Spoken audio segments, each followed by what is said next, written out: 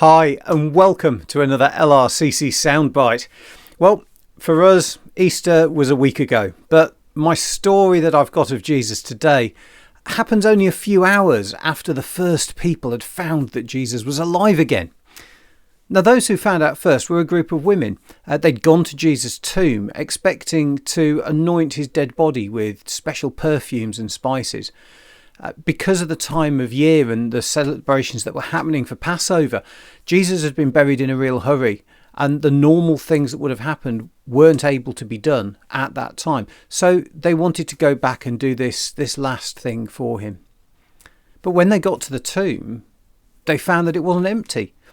And then some of them met Jesus, and he told them to go and tell his disciples that he was going to go and meet them, and told them where to go. And today, I want to tell you something about that first encounter that Jesus' closest friends, his disciples, had with him when he came back to life.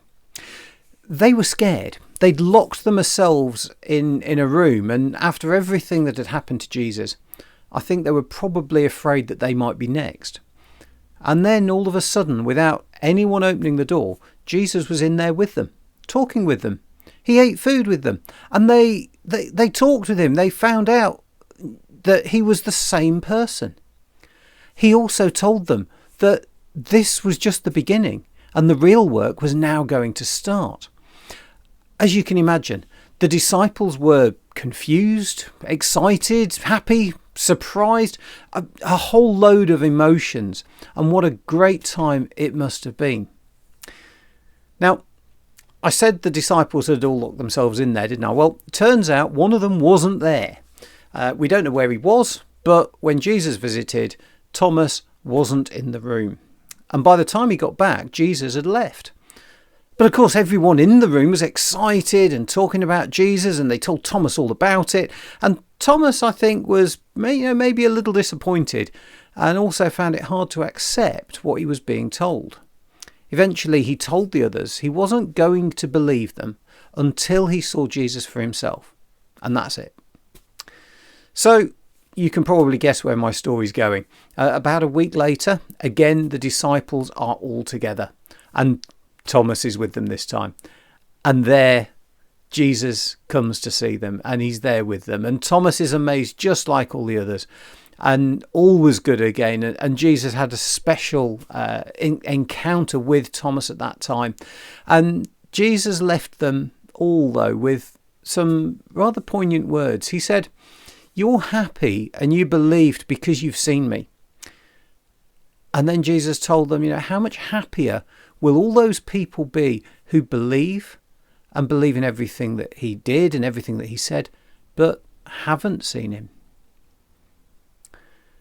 I think that might have been a moment for the disciples when they realised that even though they'd had this incredible journey over the last 3 years with Jesus, learning from him personally, seeing everything he did, really knowing him as their teacher, even with all of that, there was still something that they'd missed out on because they only trusted what their eyes told them. And Jesus was telling them the real truth doesn't even need that. I know it can be hard to believe something you can't see. Although, having said that, there are things we believe in every day that we can't see. The wind is great. We feel it, we see its effect, but we don't actually see the wind itself. And for me, believing in Jesus is a bit like that. I can see his effect, I can feel him, I can understand his influence on me, but I can't see him. I can only experience what wind feels like by going outside and putting myself in a place where it is windy. In the same way, I can only experience something of who Jesus is and see his effects by putting myself in a place where I can explore and find out who Jesus is. Now, if that's something that makes sense to you and something you'd like to try and do, something you'd like to explore, do let me know or come and see us, because I'd be really happy to either explore that with you, or there are courses that run in this area. There's one called Christianity Explored, there's one called Start, there's one called Alpha. You might have even seen posters and banners about them. They're all great courses, and there's lots of possibilities. So I'd love to try and help you find the one that's right for you. For now, God bless you. I do hope you have a great week, and I'll see you next time.